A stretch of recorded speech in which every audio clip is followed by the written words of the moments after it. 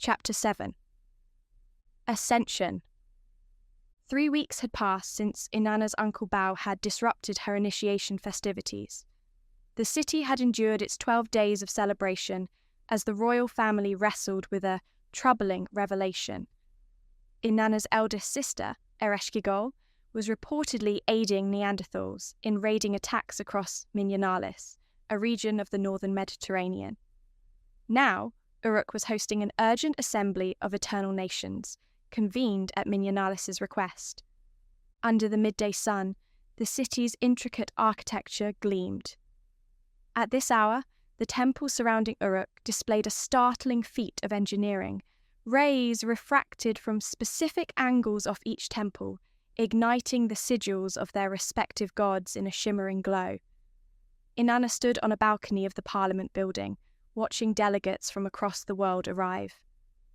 She took a final glance at the glittering symbols of her ancestors, then retreated inside to begin the proceedings. The Assembly of Eternal Nations is now in session, a shaman of Leo proclaimed. We hereby open the 822nd meeting of this council, hosted by Nin Inanna in her kingdom of Sumer. He continued addressing the gathered representatives, while Palios, who stood beside Inanna, leaned in with a quiet word. Speak truth and speak from your heart, he reminded her. Your grandmother always did. Inanna acknowledged him with a nod, then turned her full attention to the meeting. The chamber, round in design, featured a circular marble table at its centre and mosaic glass walls that filtered the harsh sun. Each leader or delegate had an identical seat at the table, symbolising equality among nations. As Inanna glanced around, she tried to note who was who: representatives of North and South Amazonia, Emperor Posidion of Atlantis, the Pharaoh of Egypt, a delegation from Minionalis, envoys from India and Southern Africa, Dogon and Nubia, Sunderland, China, and finally, the Southern Lands, where 7 elders shared equal authority. Over 30 figures in total occupied the table, making up the Assembly of Eternal Nations, for these countries and kingdoms represented almost all of the world. Palios poured a vial of liquid into a small reservoir built into the marble, causing water to flow along carved channels. The table glowed with a soft green resonance, revealing a detailed map of the world. Inanna gazed down, newly aware of the global responsibilities she was stepping into. My fellow leaders, she began, it pains me that we gather under such dire circumstances. I hope your journeys here were peaceful, and I invite you to consider Uruk as your home throughout your stay. One of Minionalis's leaders spoke next, his voice threaded with urgency.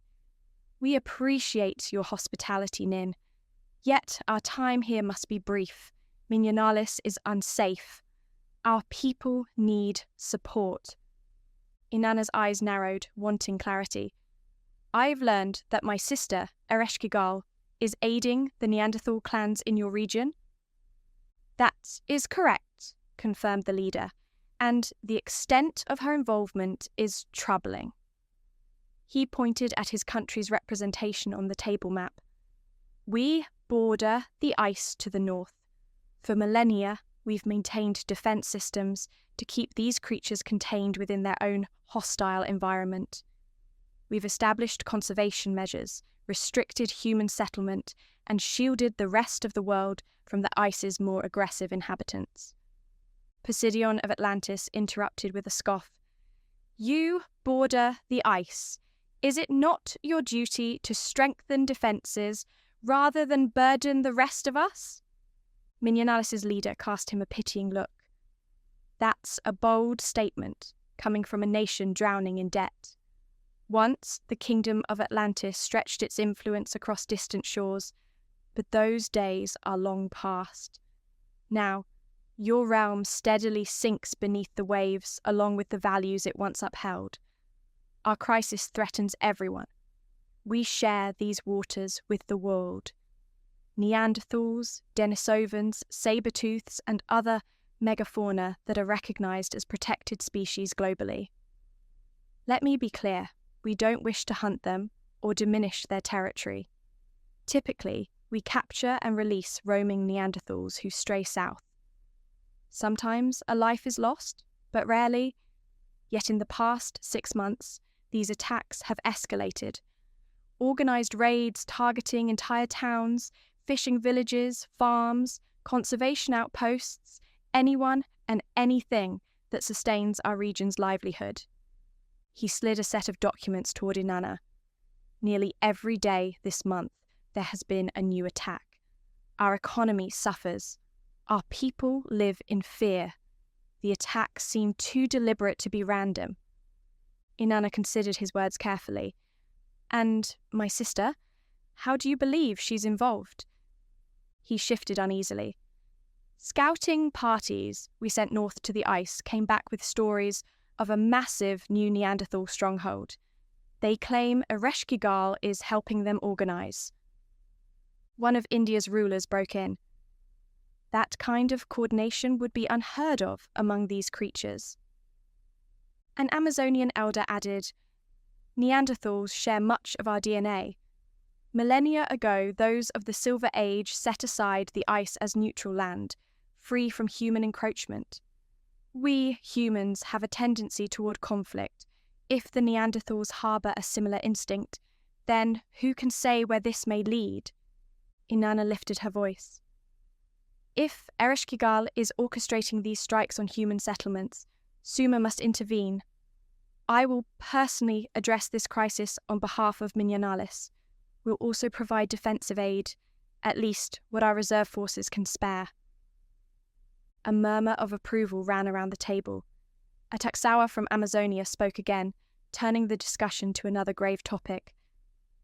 Before we lose focus, I believe you have all received our Iva Arandua's findings. She paused as Pisidian cut in, his tone dismissive. Mother, tongue, elder, please. She squared her shoulders, speaking again. Our stargazers have detected a critical discrepancy in the calendar. It appears we are well past the Golden Age, deeper than any of us imagined. China's delegate nodded. Our cosmologists confirm the data. None of our generations prepared for this possibility. By all accounts, a shift like this shouldn't affect us for centuries yet. Pisidian let out a resigned sigh. Atlantis has abandoned these ancient myths. We have neither the funds nor the resources to chase cataclysmic tales. Our economy is already unstable. The Pharaoh of Egypt objected. The Great Pyramids were conceived in a previous cycle's golden era. That alone should serve as proof of these cyclical ages. Evidence of prosperity, not a cosmic wheel, Pisidian retorted. How does the saying go, Pisidian? Man fears time, but time fears the pyramids, the pharaoh recalled. Unamused by the pharaoh's philosophical statement, Pisidion continues. Atlantis will support the world where we can, but we can't invest in some 26,000-year prophecy. China's envoy interjected, casting a meaningful glance at Pisidion. Weak generations often beget weak generations. This is concerning. Atlantis's decline could itself be evidence of a turning age. Pisidion seethed in silent frustration. Sensing the tension, Inanna spoke again. We can and will address this looming issue, however, it won't happen overnight. These cycles take decades, and we must first restore stability. I will go north to the ice and confront my sister. Once I return, Suma will dedicate its energies to researching and preparing for any global catastrophe. Volunteers from your nations are welcome. Anyone willing to risk their life will be rewarded beyond measure. My own 12 districts will contribute their resources, but we will need all the help we can get. That evening, Inanna and Dumuzi took a walk along Uruk's outskirts, pausing at the rim of a sun-kissed valley. She cherished this hour, when day's activity yielded to evening silence. Daytime birds called to each other one last time, and animals returned home before the nocturnal songs began in earnest. As the sky shifted toward twilight, Inanna braced herself for what she had to say. "When I leave for Minionalis tomorrow, She hesitated, but Dumuzi cut in first. "Do not worry," he said, trying to sound reassuring. "We'll keep Suma running while you're away." Inanna shook her head gently. "No, Dumuzi, when I leave tomorrow, we won't be together again." He frowned, turning his head from the horizon. "What do you mean?" She drew a breath. Her voice quivered. "There was a time I loved you, but I don't feel that bond anymore. We grew together out of convenience, never truly giving ourselves the space to discover who we are.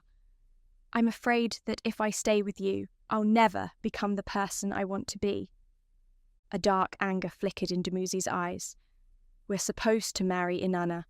We are both from great houses of Suma. Our families bound together will usher endless prosperity. And now, you tell me this?" His tone sharpened. "I sacrificed much for you. How dare you?" Her heart pounded, but she held her ground.